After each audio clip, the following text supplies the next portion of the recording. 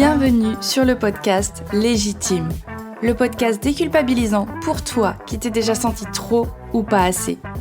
Moi c'est Clémentine, je suis coach confiance et estime de soi et je t'accompagne à reconnecter avec qui tu es, assumer ta personnalité et enfin te libérer du regard des autres.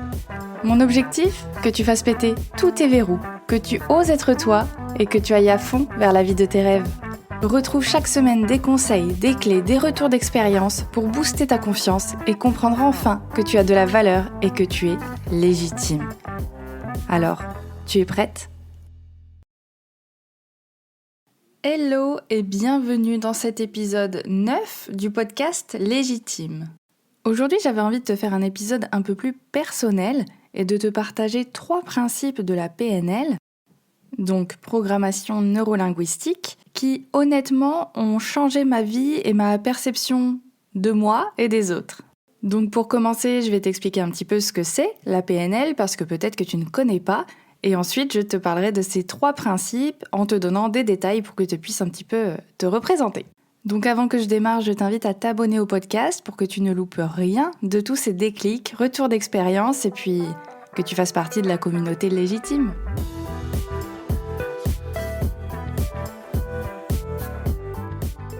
Donc déjà, ce que tu dois savoir, c'est qu'en formation de coaching, on apprend donc différents outils pour accompagner l'autre à atteindre ses objectifs, dont des outils de PNL, d'analyse transactionnelle, de communication non violente ou même d'hypnose.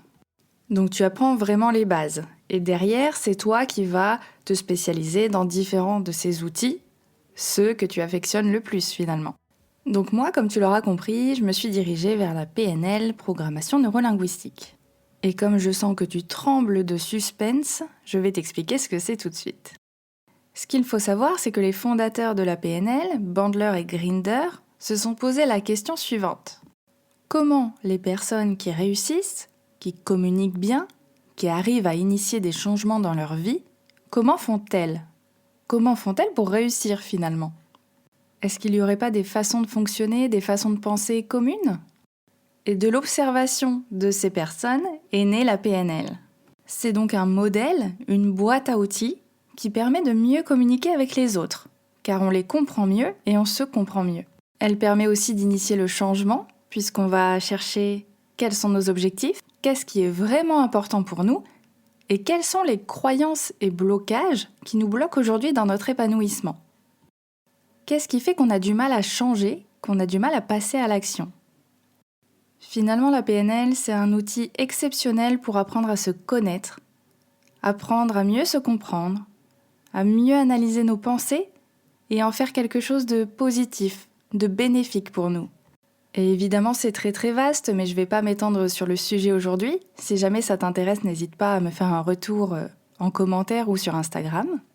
Mais je vais passer tout de suite à ces 3 principes, ces 3 présupposés dont on parle en PNL, qui ont changé ma vie et ma perception du monde.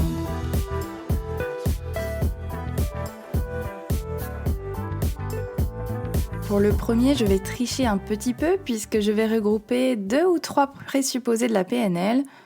Mais bon, comme ça parle du même sujet, finalement, c'est pas tricher, pas trop. Donc ce premier sujet, c'est l'idée qu'on a tous une carte du monde différente.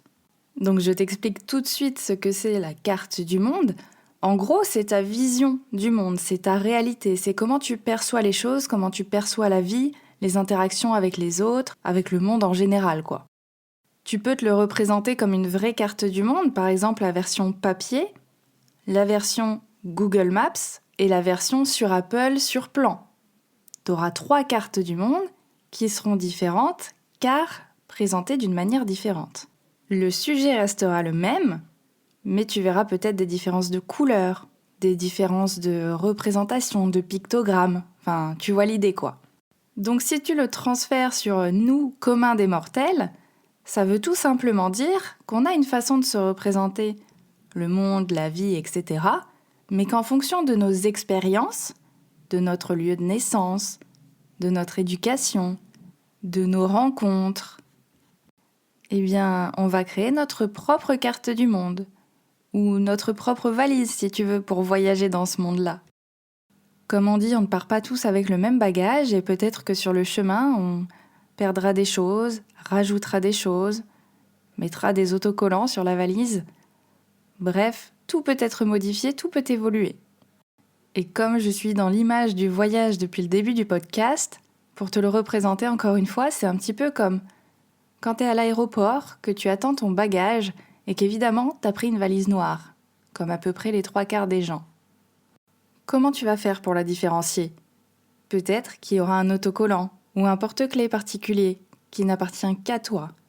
Et si jamais tu te trompes, quand tu vas ouvrir la valise, tu vas te rendre compte que ce ne sont pas tes affaires. Et donc, bien qu'elle soit similaire, elle sera différente. Si tu comprends pas avec ces métaphores de qualité, moi je sais pas comment faire. Bref, en gros, tu auras compris cette carte du monde et cette valise qui va te permettre d'interpréter ce monde, ton monde. Chaque carte du monde est donc unique. Ce qui fait énormément de cartes du monde quand tu vois le nombre d'êtres humains sur Terre. Ce qui me permet de compléter avec l'autre présupposé qui est « la carte n'est pas le territoire ». Comme tu l'as compris, tu te représentes le monde, ta réalité, en fonction de ce que tu vois, en fonction de ce que tu as vécu, en fonction de tes interprétations. Donc quand tu vis une situation ou que tu rencontres une nouvelle personne ou un événement de la vie, tu vas avoir tendance à l'analyser en fonction de ce que tu connais déjà, des émotions que tu as déjà ressenties dans des expériences similaires, etc. Et elle est là l'importance du présupposé « la carte n'est pas le territoire ».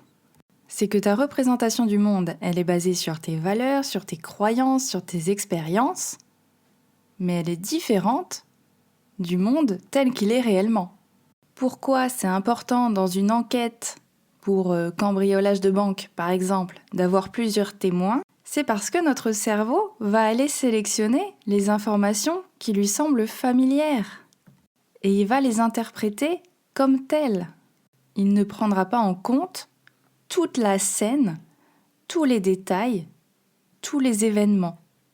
Il ne prendra pas en compte le territoire. C'est pour ça que sur 2 témoignages différents, tu peux avoir 2 coupables complètement différents. Ce qui m'en fait venir à mon 3e point par rapport à la carte du monde, c'est qu'il n'y a pas une carte plus vraie qu'une autre. Et pour ça, je te donne un exemple direct de l'image où tu as un 6 qui est tracé sur le sol d'une pièce. Face au 6, tu as une personne. En face d'elle, tu as une autre personne qui, elle, du coup, voit un 9. Le chiffre et pas l'œuf de la poule, bien sûr. Donc chacun, en fonction de sa carte du monde et de sa représentation de la situation, voit quelque chose de différent.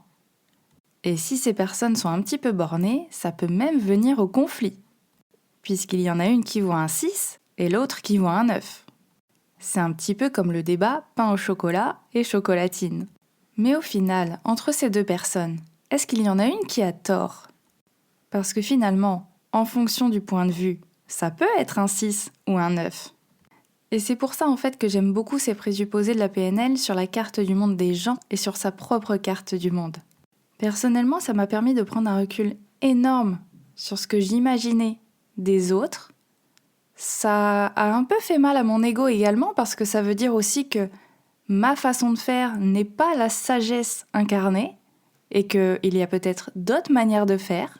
Mais ça m'a permis d'ouvrir mon esprit de fou et de me rendre compte à quel point on pouvait être riche de toutes ces différences, de toutes ces expériences qu'avaient les autres à nous apporter, à nous partager. Et que peut-être parfois, quand j'avais du mal à me faire comprendre et que ça me paraissait aberrant que la personne en face de moi ne comprenne pas, peut-être que parfois, c'est juste qu'on n'avait pas du tout la même vision des choses, qu'on n'avait pas du tout la même façon de faire et que ce qui me paraissait évident, ça l'était pas forcément pour la personne en face. Donc ça a amélioré ma communication en même temps. Parce que au lieu de prendre tout pour acquis et d'imaginer que tout le monde va tout comprendre et fonctionne de la même manière que moi, eh bien j'ai commencé à questionner, à essayer de comprendre justement l'incompréhension, à essayer de mieux expliquer, de m'adapter à la personne en face, ou alors d'expliquer comment moi je fonctionne, ce que moi j'étais en train d'essayer de dire. En gros, je donnais mon mode d'emploi et la personne en face me donnait le sien. Et bizarrement, ça fonctionne beaucoup mieux comme ça. Du coup, si je peux te donner un petit conseil que j'ai donné à mes coachés, c'est que dès que tu commences à te dire « j'ai l'impression que », par exemple, j'ai l'impression qu'il m'évite, essaye de te demander s'il n'y a pas d'autre façon d'interpréter la situation. Et si tu as des doutes, va lui poser la question. Tu verras, ça sera beaucoup plus simple. Et justement, ça me permet d'enchaîner avec le deuxième principe présupposé de la PNL que j'aime beaucoup et qui m'a beaucoup ouvert l'esprit également. C'est celui comme quoi le comportement n'est pas la personne. Là encore, je te donne un exemple direct.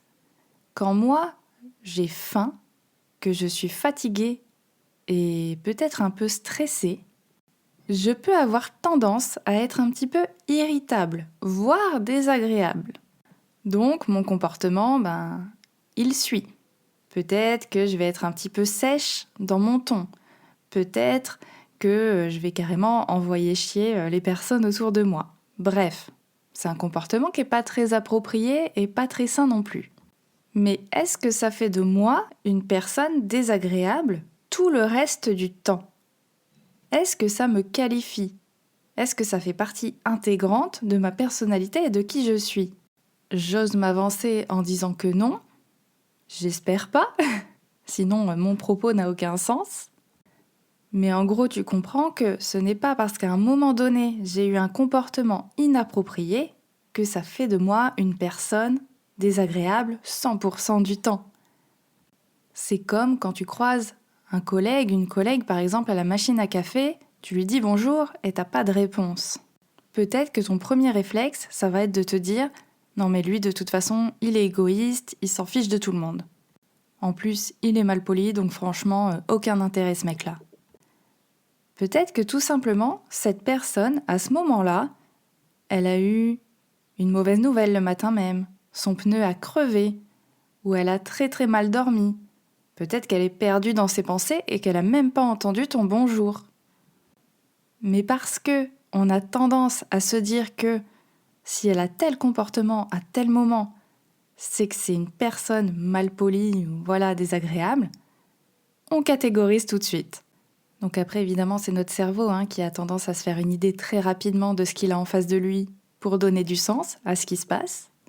Mais moi, personnellement, ce présupposé, il m'a permis de prendre beaucoup de recul sur les réactions des gens, sur les comportements des gens.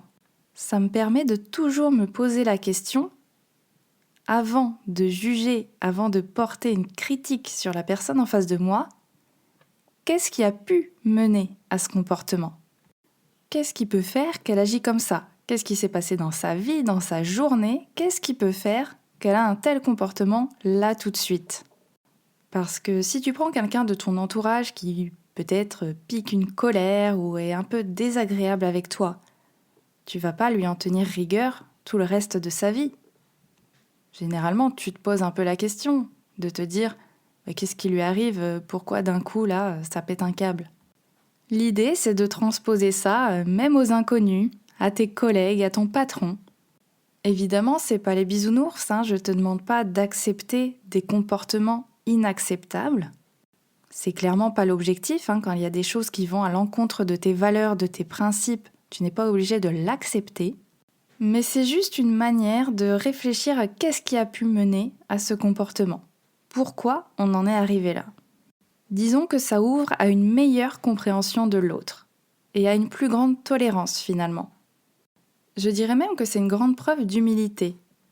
Parce qu'après tout, s'il peut t'arriver à toi, m'arriver à moi d'avoir des comportements inappropriés de temps en temps parce que l'humeur n'est pas là, pourquoi on ne serait pas capable d'accepter que les personnes en face de nous puissent être dans le même ressenti, dans les mêmes émotions, dans les mêmes moments de « ça va pas trop ». Donc je te laisse réfléchir à ça et assimiler « le comportement n'est pas la personne ». Moi en tout cas, ça m'a libérée, ça m'a soulagée. Au lieu de me mettre en colère parfois contre des comportements qui me semblaient totalement dingues, maintenant je prends le recul de me poser la question. et ma colère, elle disparaît beaucoup plus rapidement. Donc vraiment, je t'invite à tester. Le dernier présupposé que j'aime beaucoup en PNL et qui m'a bien fait réfléchir aussi, c'est le suivant. Et il fait le lien avec le précédent, c'est que tout comportement a une fonction positive pour la personne. En gros, ça sous-entend que chaque action, chaque comportement qui est fait ou qui a été fait a un but positif pour la personne. Je précise bien pour la personne. Par exemple, si je reprends le cas où je suis énervée parce que j'ai faim et que je suis fatiguée, et que là je me mets en colère et que je suis pas très agréable dans mes termes avec mon compagnon, par exemple, ça a une intention positive, un but positif pour moi. Parce que ça va me permettre de décharger ma colère, d'exprimer ma colère, peut-être d'avoir mon repas plus vite, mais en tout cas d'exprimer cette colère et de la désamorcer finalement. Mon intention, c'est d'être entendue et de me nourrir. Tu l'auras compris. Donc, on est bien d'accord que c'est pas forcément très positif pour mon compagnon, mais moi derrière ça, j'avais pas d'objectif de nuire, pas d'objectif de lui faire du mal. Et je trouve que c'est un principe qui est pas forcément évident à assimiler et à comprendre, j'en suis bien consciente. Mais encore une fois, ça m'a permis de prendre du recul sur mes relations avec les autres, et même sur ma propre compréhension de moi-même. D'être un peu plus tolérante avec moi-même, avec mes réactions qui parfois me paraissent insensées, et finalement de faire ressortir le besoin derrière ces réactions, derrière ces comportements. Donc mieux me comprendre pour mieux savoir y répondre. Et par finalité, mieux gérer mes comportements finalement. Et par rapport aux autres, mieux les comprendre et prendre ce recul de me dire qu'est-ce qui peut être positif pour lui, pour elle, là maintenant, d'avoir tel comportement. Qu'est-ce qu'elle cherche à exprimer? Et je sais que t'as pas forcément envie de faire ce travail, limite cet effort par rapport aux autres, par rapport aux gens que tu connais pas. Parce que j'entends parfois que pourquoi ce serait à moi de m'adapter aux autres? Pourquoi ce serait à moi de faire un effort? Et je le comprends tout à fait parce que moi c'était un peu le cas, je voyais pas pourquoi ça serait toujours à moi de faire ce pas-là, d'essayer de comprendre. Mais finalement, très égoïstement, le fait de faire ça, moi je te l'ai dit, ça m'a permis de me soulager, d'être plus libre dans mes relations, dans ma communication, dans ma façon de comprendre les choses.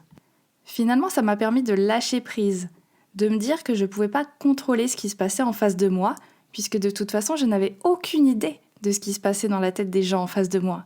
Mais que si je voulais avoir de bonnes relations, une bonne communication, moi, j'avais la capacité de prendre ce recul-là. J'avais la capacité de m'ouvrir au monde, d'ouvrir ma carte du monde et d'accepter qu'elle puisse être modifiée, bouleversée, parfois complètement remise en question. Mais c'est ok, parce que c'est ce qui me fait avancer, c'est ce qui m'enrichit. Je suis beaucoup plus curieuse des autres, du monde, et franchement, je suis trop heureuse d'avoir rencontré la PNL pour ça. Donc aujourd'hui, je l'utilise à fond dans mes accompagnements parce que pour moi, c'est très très riche en outils pour atteindre tes objectifs, débloquer tes croyances limitantes, les remplacer par des croyances beaucoup plus aidantes pour toi, beaucoup plus motivantes et qui te permettront d'avancer vers ton épanouissement personnel. Si tu veux en savoir plus, je te mets le lien dans la description pour prendre un rendez-vous pour un café visio ensemble, c'est offert et puis comme ça on peut discuter du sujet. Et sinon, l'épisode est terminé. J'espère qu'il t'aura plu, j'espère que tu auras appris des choses et qu'il aura été assez clair pour toi. Si c'est le cas, je t'invite à laisser 5 étoiles et même un avis, ça me ferait vraiment très plaisir de savoir ce que tu penses de cet épisode, de ce que ça t'a apporté et de ce que tu vas peut-être mettre en place. Et sinon, écoute, je te souhaite une très bonne journée, soirée, nuit, et je te dis à jeudi prochain sur Légitime. À très bientôt!